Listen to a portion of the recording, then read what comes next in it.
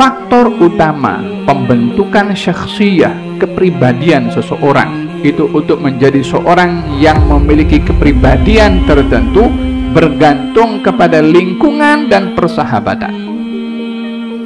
Dengan siapa kita bersahabat, di lingkungan mana kita hidup, karena dua ini menjadi faktor yang membentuk syakhsiyah, kepribadian seseorang. Di dalam Al-Quranul Karim, Allah Subhanahu wa Ta'ala ingin mengajarkan kepada kita cara kita membentuk jati diri melalui persahabatan dan juga ilmu.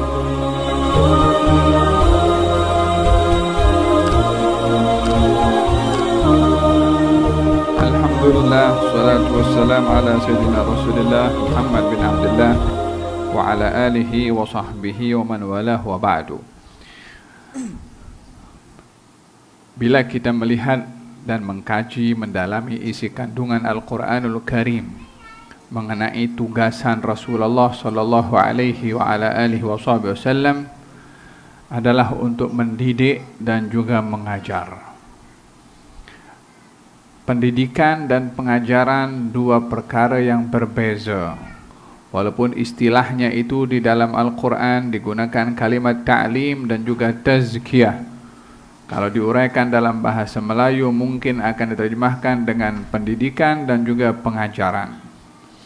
Ada perbezaan antara keduanya karena pengajaran lebih kepada ilmu teori yang disampaikan. Adapun pendidikan lebih fokus kepada akhlak dan juga nilai-nilai murni. Kedua hal ini diuraikan oleh Allah Subhanahu wa Ta'ala di dalam Al-Quranul Karim ketika memberikan muwasafat, sifat-sifat dan kriteria pada baginda Rasulullah sallallahu alaihi wa alihi wasallam. Laqad manallahu 'alal mu'minina idh ba'atha fihim rasulan min anfusihim yatlu 'alaihim ayatihi wa yuzakkihim wa yu'allimuhumul kitaba wal hikmah wa in kanu min qablu lafi dhalalin mubin.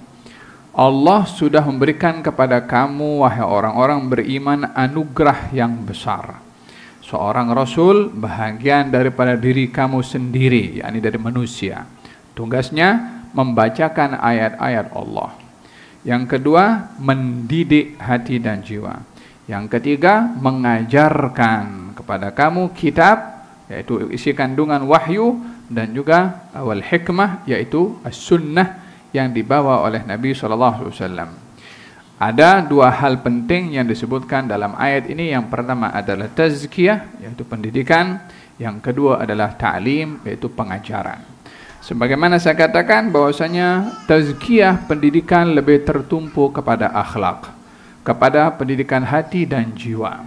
Qad aflaha man zakkaha wa qad khaba man dassaha. Akan beruntung orang yang mendidik, mensucikan hati dan jiwanya, dan akan rugi orang yang mengotori hati dan jiwanya.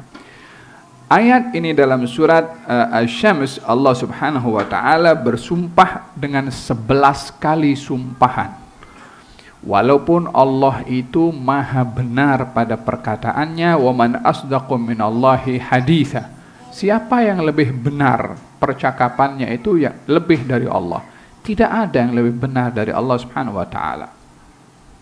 Tapi orang kalau bersumpah itu adalah untuk meyakinkan orang lain apa yang dikatakan itu benar.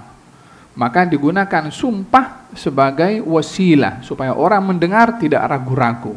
Oleh sebab itu dalam mahkamah atau dalam hal-hal yang mustahak akan digunakan wallahi, sumpah, untuk memberitahukan yang saya nak sampaikan ini penting, yang nak saya sampaikan itu benar betul, jangan ragu-ragu kamu. Tapi orang bersumpah biasanya maksimum 3 kali. Wallahi billahi tallahi. Ya kan? Itu makhluk yang terdedah dengan dusta seperti manusia ataupun jin. Maka ketika ingin meyakinkan orang lain, maka dengan bersumpah, dan itu pun 3 kali. Allah yang tidak pernah dusta dan mustahil ada kepada Allah sifat itu. Bersumpah bukan 1, bukan 2, bukan 3, tapi 11 kali sumpahan. Yakni ingin memberitahukan bukan hanya masalah apa yang akan dikatakan oleh Allah itu benar atau tidak, karena sebagaimana saya katakan di awal, Allah itu mustahil berdusta dan maha jujur subhanahu wa ta'ala, tapi ingin betul-betul menarik perhatian kita sebagai hamba ini untuk memerhati kepada satu berita yang ingin disampaikan oleh Allah, sehingga Allah 11 kali sumpah, yakni bukan hal biasa, super luar biasa, sehingga 11 kali Allah itu bersumpah. Wasyamsi waduhaha wal qamari idza talaha wan nahari idza jallaha wal laili idza yaghshaha was samai wama banaha wal ardi wama tahaha wa nafsin wama sawaha. 11.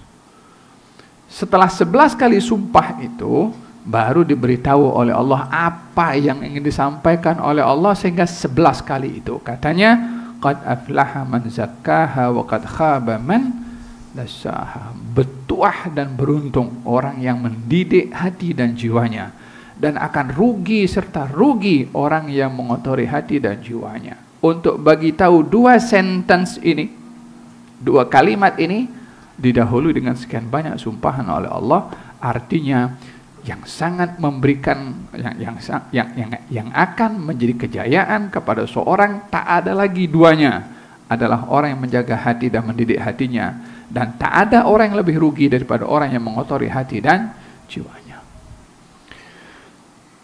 Ayat ini berbicara tentang pendidikan akhlak, pendidikan hati dan jiwa. Sebagaimana saya katakan pada ayat yang awal saya sebutkan, kalau Nabi dididik dengan dua hal, mendidik dan juga mengajar. Beliau bersabda, innama bu'itstu mu'alliman, saya dididik sebagai seorang guru, cikgu. Yang kedua, Nabi bersabda, adabani rabbi fa ahsana ta'dibi, Allah mengajarkan kepada saya adab, dan sebaik-baik adab yang diajarkan oleh Allah kepada saya. Ada dua hal penting juga. Yang pertama ilmu, yang kedua adalah adab. Ilmu ini boleh dikongsi oleh siapa saja. Secara teori, mau cari orang bukan Islam yang hafal Quran, ada. Mau cari orang yang kaji tentang hadis Nabi namun dia tidak mengambil manfaat daripada hadis itu, hatta orang bukan Islam pun ada. Kamus yang menyusun kumpulan Al-Quranul Karim, itu yang menulis kamus Quran, ada satu orang Perancis dan bukan orang beriman. Yang menyusun hadis, maknanya dia kaji lah, sampai buat kamus, bukan hanya kumpulkan hadisnya, kumpulkan kamusnya. Kalau nak cari hadis tertentu kita tak tahu di bab apa, tengok guna kamus itu boleh jumpa. Yang buat orang bukan Islam. Kita kalau ingin berjumpa dengan beberapa orang bukan Islam juga, ketika berdebat, berdialog, mereka guna dalil Quran, mereka mungkin lebih hafal Quran daripada orang Islam. Secara teori, ya. Secara tulisan, semua orang boleh untuk menghafal. Dia ada akal, dia ada fikiran, dia ada kitab, dia ada alat untuk dia baca dan dia hafal, dia akan boleh hafal. Oleh sebab itu dikatakan ilmu ini yutqinuha al-barr wal fajir. Ilmu secara tulisan, secara tulis, buku, kitab, orang baik dan orang tak baik boleh paham, boleh baca lah, boleh menghafal. Tapi berkenaan dengan ilmu yang sebenar bermanfaat, hanya hati orang yang beriman saja. Ini yang diperlukan oleh kita sebagai muslim dan mukmin, bukan hanya belajar ilmu untuk dihafal, dibaca dan disampaikan melalui mulut, tetapi ilmu yang dihayati oleh hati. Al-ilmu ilman, ilmu itu ada dua, kata Nabi SAW. Ilmun fil lisan, ilmu di mulut, yang ini adalah hujjatullah ala nas, yakni menjadi saksi kepada Allah, kepada manusia. Wal yang kedua, ilmun fil janan, ilmu dalam hati, wa dzalika ilmun nafi', dan itulah ilmu yang bermanfaat. Dengan demikian, ada ilmu yang bermanfaat, ada ilmu yang tidak bermanfaat. Apa ilmu yang tidak bermanfaat? Ilmu yang hanya di mulut, ilmu yang ada di hafazan tanpa ada penghayatan di dalam hati. Sementara ilmu bermanfaat adalah ilmu yang membawa kesan dalam hati, rasa takut pada Allah, istiqamah dalam ibadah, runsing dengan kehidupan ini akan selamat atau tidak, ada rasa rindu kepada Allah dan kepada Rasulnya. Innama yakhshallaha min ibadihi al-ulama. Orang yang dia punya rasa takut pada Allah itulah ulama. Jadi ulama itu bukan dikatakan banyak ilmunya saja, sifatnya itu punya rasa takut kepada Allah Subhanahu wa ta'ala. Kita dapat memahami daripada ayat Al-Quran tadi, daripada penjelasan Nabi SAW, di dalam kita belajar ilmu, hendaklah kita memastikan pendidikan, tarbiyah dalam hati dan jiwa yang membentuk akhlak kita. Barulah kita akan mendapatkan ilmu yang bermanfaat, ilmu yang kita baca dan kita hafal, kita pahami, dan ilmu yang kita hayati di dalam hati ini. Allah Subhanahu wa ta'ala mendidik Rasulnya dengan kedua-duanya, secara pendidikan dan juga pengajaran. Di antara ilmu yang mempunyai arti pendidikan dan tarbiyah serta tazkiyah di dalam hati dan jiwa, itu adalah ilmu kisah, al-qasas. Kisah ini wasilah untuk kita mendapatkan tarbiyatul akhlak. Oleh sebab itu di dalam Al-Quranul Karim, Allah Subhanahu wa ta'ala berfirman, kaitan kisah sebagai salah satu sarana dalam mendidik hati dan jiwa. Tapi kisah bukan sembarang kisah. Allah berfirman dalam Al-Quran, wa kullan naqussu min amba'ir rusul ma nuthabbitu bihi fuadak. Kami, Allah maksudnya, naqussu alaika, kami Allah bercerita. Kalau cerita itu tak terlalu penting kesannya kepada pendidikan, ini Allah cerita. Maulid ini kan cerita, burdah ini kan cerita. Kalau sekedar bacaan biasa, kalau cerita tak ada makna, apa gunanya Allah dalam Quran bercerita? Apa gunanya dalam Quran ada surat namanya surat cerita, qasas. Wa kullan naqussu 'alaika min amba'ir rusul, daripada berita-berita rasul-rasul. Semua para rasul diceritakan oleh Allah kepada baginda Rasulullah sallallahu alaihi wasallam. Apa tujuannya ya Rabbi? Engkau cerita Rasul Nabi Adam, Nabi Ibrahim, Nabi Nuh, Nabi Idris, nah semua para anbiya dikisahkan oleh Allah kepada baginda Rasulullah. Apa tujuannya? Manuthabbitu bihi fuadak, untuk kami memantapkan, mensucikan hati kamu. Ada kaitannya dengan hati. Apa? Kisah. Oleh sebab itu, mendengarkan tentang kisah para anbiya dan para aulia, kesannya itu kepada hati, ta'zim pada mereka, keinginan mencontohi mereka, terhibur mendengarkan kisah mereka. Baginda Rasulullah ketika berada di Mekah mendapatkan tentangan daripada ahli keluarganya yang memusuhi Nabi itu. Dalam di Mekah ketika awal berdakwah, orang-orang yang dekat dengan baginda Rasulullah daripada keluarganya. Nabi sedih. Yang awalnya Nabi mengharapkan mendapatkan sokongan daripada ahli keluarga, justru yang didapati sebaliknya. Orang itu kalau bermusuh dengan orang lain, tidak lebih berat berbandingkan permusuhan itu dengan keluarga sendiri. Sebab kasih sayang tertumpu kepada keluarga, pembelaan pun juga diharapkan datang daripada keluarga. Tapi ini yang berlaku sebaliknya. Nabi sedih. Allah hibur Nabi dengan apa? Adakah dengan dibinasakan ahli keluarga Nabi SAW? Tidak. Dihibur oleh Allah dengan kisah Nabi Yusuf.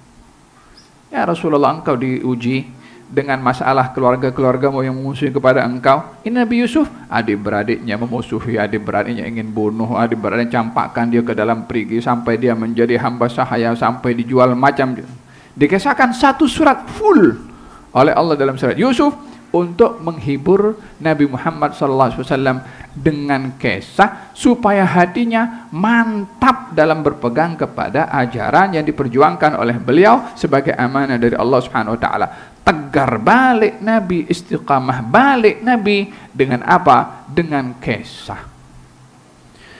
Jadi cerita bukan sembarang cerita. Allah bercerita dalam Al-Quran kepada baginda Rasulullah kisah Ashabul Kahfi. Dan dengan demikian cerita dalam Quran itu ada ibrah, ada tarbiyah, ada tazkiyah dalam hati dan juga jiwa. Di antaranya adalah kisah para aulia dan kisah para salihin.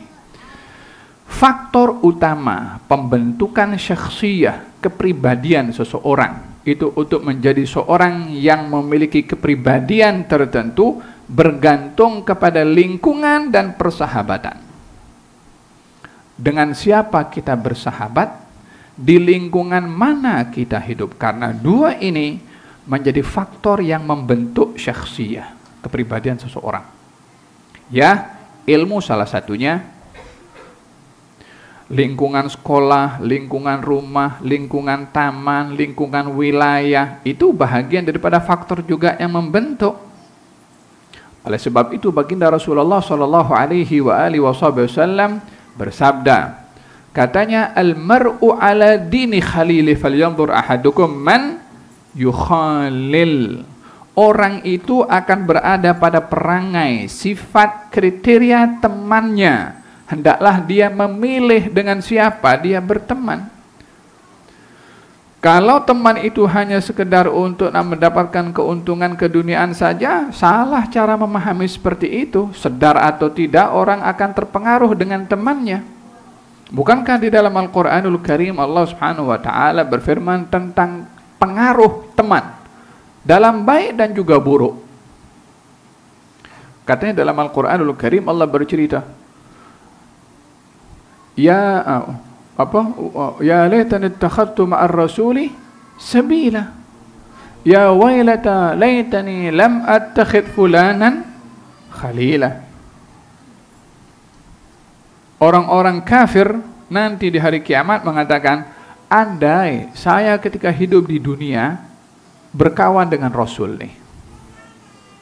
Ya laitani ittakhadtu ma'ar rasuli sabila. Andai saya berteman dengan Rasul. Di dunia nampak, di dunia jumpa, di dunia bercakap, tapi tak mau bersahabat, tak mau berteman, dimusuhi. Permusuhannya dengan Rasul disesali nanti.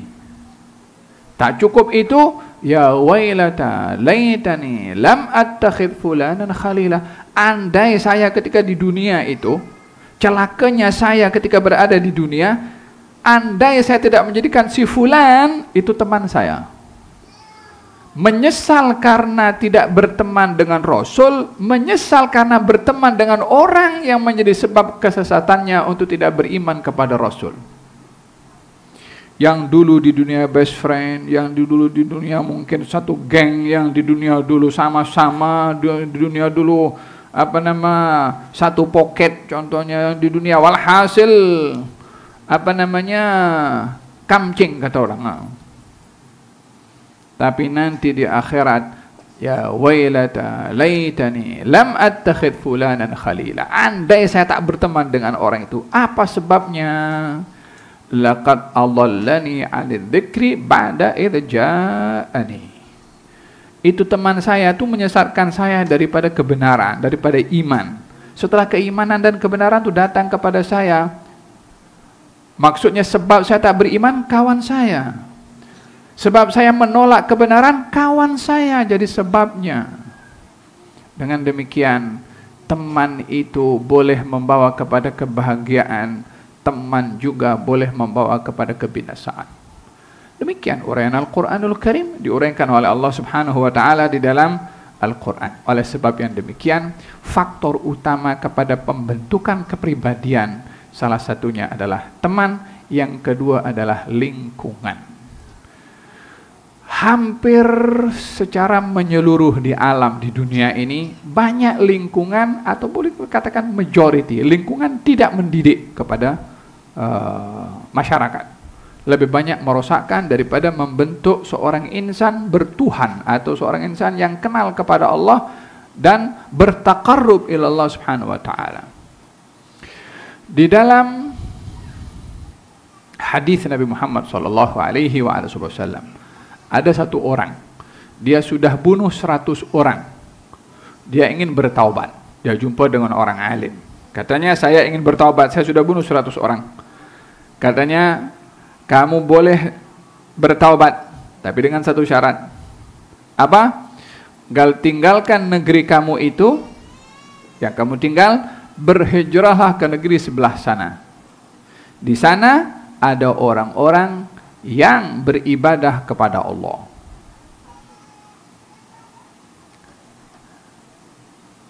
Syaratnya, kata dia, kamu kena tinggalkan negeri kamu tuh. Apa sebabnya? Negerinya orang si pembunuh ini, negerinya Samseng. Mungkin satu qaryah pun mereka semuanya gila semua. Sehingga orang ini pun terpengaruh dengan lingkungan tuh melakukan jenayah pembunuhan. Disuruh hijrah ke negeri sebelah sana. Apa sebabnya? Di situ ada orang-orang baik yang beribadah. Supaya apa hijrah ke sana? Supaya jadi baik di sana seperti mana dia jadi rosak di situ. Ini kan lingkungan. Seorang perempuan diperingatkan oleh baginda Rasulullah, katanya, iyyakum wa khadra'id diman. Hati-hati kamu daripada wanita yang namanya khadra'id diman. Apa itu khadra'id diman ya Rasulullah? Al-mar'atul hasna fi mambatis su'. Perempuan cantik di lingkungan yang rosak. Kecantikannya menarik orang lain. Rosaknya akhlak merosakkan orang yang tertarik kepadanya. Orang boleh kena umpan dengan kecantikannya, tapi dia boleh menjadi korban dengan perangainya. Rosaknya perangai perempuan tadi adalah disebabkan oleh karena lingkungan yang tidak sehat. Dengan demikian kita dapat memahami kepada pokok permasalahan bahwa pembentukan karakter seseorang itu faktor utamanya adalah dua. Yang pertama persahabatan, yang kedua adalah lingkungan. Di dalam Al-Quranul Karim, Allah Subhanahu wa ta'ala ingin mengajarkan kepada kita cara kita membentuk jati diri melalui persahabatan dan juga ilmu. Allah Subhanahu wa ta'ala berfirman kepada Nabi Musa alaihi wa ala nabiyina afdhalus salatu wassalam. Setelah Nabi Musa itu Nabi Musa ini tengah khutbah. Selesai khutbah ditanya oleh salah seorang umatnya, ya Nabi Allah, ada tak orang lebih alim daripada engkau? Katanya tidak ada. Allah tegur kepada Nabi Musa, ada. Itu hambaku si fulan, Nabi Khidir lah maksudnya. Kamu pergi cari dia dan ambillah ilmu daripadanya. Ya kan? Ada dalam surat Al-Kahfi. Apa namanya? Wa qala Musa li fatahu la abrahu hatta ablugha majma'al bahraini aw amdiya huquba. Nabi Musa berkata kepada Yusha bin Nun, kita akan pergi jalan nak cari itu orang yang disifatkan oleh Allah Subhanahu wa taala di antara pertemuan dua lautan, yaitu Nabi Khidir alaihi salam. Walaupun menghabiskan masa perjalanan bertahun-tahun, tak apa, bertahun-tahun nak cari guru, kita akan tempuh waktu untuk cari guru, bukan waktu belajarnya. Ini kita supaya menghargai betapa berharganya ilmu, dan juga betapa berharganya, yang lebih berharga lagi adalah tepat memilih orang untuk diambil ilmu. Ilmu ini kita boleh baca karena kita punya handphone sini. Tapi siapa yang boleh pastikan apa yang kita baca itu betul, yang kita paham itu betul? Ya kita sendiri. Kita jadi ustadz untuk kita sendiri. Mana kita boleh tahu apa yang kita paham betul atau tidak? Bila kita akan tahu betul atau tidak? Kalau belajar dengan guru. Oleh sebab itu jangan sekali-kali kita tuh melantik diri kita sebagai guru kalau kita belum layak jadi guru. Orang yang dia hanya bergantung kepada alatnya ini, handphone, wala Google, syekh yang cukup masyhur, Bila itu jadi sumber kepada ilmu dan maklumat informasi tanpa merujuk kepada ahlinya, tunggu kehancurannya. Kalau saya baca satu buku berkenaan dengan sakit gigi, saya kaji A to Z daripada buku. Esok saya buka klinik. Yang datang tidak waras. Sebab saya tak belajar kat university, tak ambil begitu, pergi makmal, pergi buat kajian dulu, temankan kepada dokter yang yang pakar dalam gigi. Kita kalau pergi dokter gigi kan, baru saya pergi dokter gigi dekat Kuala Lumpur situ, ada student-student yang praktikal. Dia duduk dengan dokter giginya, dia tengoknya apa benda semua. So kita pun belajar juga, betul lah. Orang itu walaupun dah belajar dekat university pelajaran tentang gigi, tak boleh dia buka klinik, melainkan dia kena berteman dulu dengan orang yang sudah pakar dan ada pengalaman dalam mengobati gigi orang ini, untuk dia temankan dulu, tengok dulu macam mana buat apa semua, baru nanti dia boleh buka klinik untuk buka dokter gigi. Kan begitu. Sama juga dengan orang operate jantung. Dah belajar kat university panjang perjalanan belajarnya 4, 5, 6, 7, 8 tahun contohnya. Adakah terus boleh untuk buka klinik? Tak boleh. Kena temankan dulu praktikal, cari orang yang pakar dulu untuk dia tengok macam mana. Sebenarnya menjaga kehidupan orang dengan jantung, ini menjaga gigi orang untuk gigit dan segala-galanya. Untuk dokter gigi kita boleh akur. Untuk obat operation jantung kita boleh akur, orang kena duduk dengan orang yang pakar. Dalam ilmu agama semua jadi mufti. Tak perlu belajar, kita tengok ini saja. Semurah itukah ilmu agama itu? Sehingga orang lebih menghargai ilmu sains berbandingkan dengan ilmu agama. Serendah itukah nilai ilmu agama itu? Sehingga masing-masing tunjuk pandai. Tapi dalam ilmu dunia, kita kena rujuk kepada pakar. Walaupun ada nih hospital umum, tak, kita kena bagi yang pakar situ tuh. Dalam ilmu dokter gigi, dalam ilmu syaraf, otak, kita kena bagi pakar. Hanya ilmu agama semua orang pandai. Ilmu agama tidak semurah itu untuk kita boleh masing-masing nak tunjuk pandai dalam ilmu agama. Nabi Musa ini ketika disuruh oleh Allah untuk belajar, untuk mendapatkan ilmu, ditunjukkan orangnya dulu. Bagi kamu juga dengan si fulan tu, aku dah bagi ilmu pada dia, engkau belajar kepada dia. Dia bukan suruh cari saja, aku dah bagi ilmu pada dia. Dan Nabi Khidir, wa atainahu min ladunna ilma, aku dah bagi ilmu kepada dia, engkau pergi cari. Tak boleh kau Allah ambil kopi saja ilmu tu bagi kepada Nabi Musa. Yang bagi ilmu kepada Nabi Khidir Allah. Yang bagi ilmu juga kepada Nabi Musa adalah Allah. Antara Nabi Khidir dengan Nabi Musa, yang lebih mulia Nabi Musa. Apa pasal Nabi Musa nak pergi jadi Nabi Khidir? Kenapa tak suruh Nabi Khidir datang pergi jumpa Nabi Musa? Ini kan kita berbicara secara logik seperti itulah. Nabi Musa, Nabi Rasul Ulul Azmi, kurang apa? Diajak direct berbicara oleh Allah. Khidir tak dapat martabat itu. Kenabiannya pun menjadi permasalahan. Adakah nabi atau bukan? Hanya yang ada pada Khidir ilmu yang tak diberikan oleh Allah kepada Nabi Musa. Penghormatannya kepada ilmu itu menyebabkan Nabi Musa pergi cari Khidir. Sehingga supaya kita ini tidak sombong. Lah dengan kedudukan kita, wala dengan apapun juga, selagi berhadapan dengan orang berilmu, jadilah macam Nabi Musa ketika jumpa dengan Nabi Khidir. Apa kata Nabi Musa ketika jumpa Nabi Khidir? Jumpa dengan Nabi Khidir, katanya, hal attabi'uka ala an tu'allimani mimma ullimta rusyda? Wahai Khidir, bolehkah saya ikut kamu? Ikut dulu. Untuk kamu ajarkan kepada saya ilmu. Ilmu yang ada pada Nabi Khidir. Daripada apa yang Allah ajarkan kepada kamu? Tengok bahasanya Nabi Musa. Dia ada kata, hai Khidir, aku Nabi Allah, aku lebih mulia daripada engkau, aku ulul azmi, bagi kepada aku ilmu macam itu. Minta izin. boleh saya ikut. Register. Hormat. Walaupun Nabi Musa lebih afdal. Hormat kepada guru. Hormat yang punya ilmu.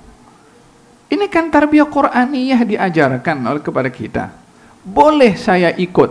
Itu izin, adab. Yang kedua, ilmu itu bukan semudah yang kita dapat terus sekali hadir, esok khutbah. Tidak. Boleh saya ikut mulazamah, suhbah, berteman dengan guru dengan waktu yang lama, iltizam, hadir di majelis ilmunya. Ini berapa kali nih Syekh Mukhtar di sini punya majelis ilmu? Berapa banyak istiqamah?